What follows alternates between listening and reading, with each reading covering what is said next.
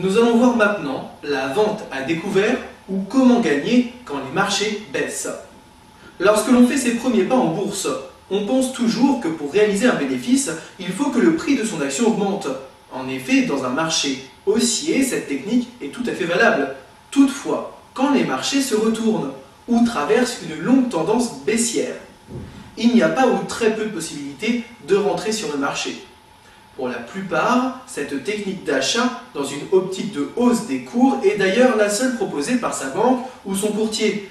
Ce n'est pourtant pas le cas et l'imagination des financiers met à notre disposition la technique d'investissement inverse, la vente à découvert. Elle vous permet de gagner de l'argent quand le cours baisse.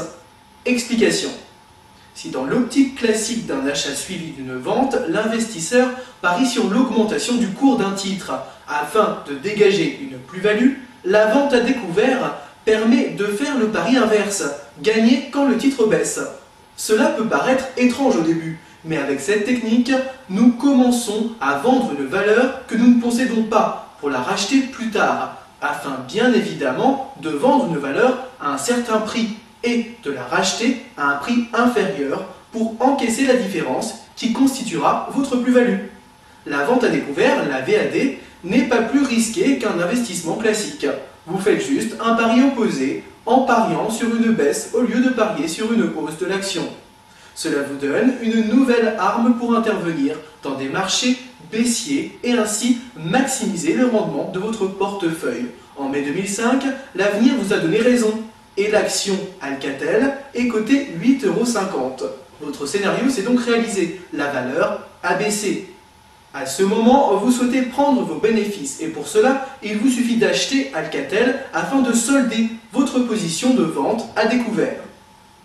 Dans cet exemple, vous avez encaissé 11 € moins 8,50 €, soit un total de 2,50 €. Il y a toutefois deux limitations pour la vente à découvert.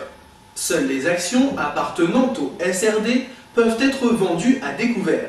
La vente à découvert est interdite dans le cadre d'un PEA. Vous ne pouvez réaliser cela que sur un compte titre classique. Pour le SRD, cela répond à un motif technique. Quand vous vendez à découvert une action, vous vendez une action que vous ne possédez pas.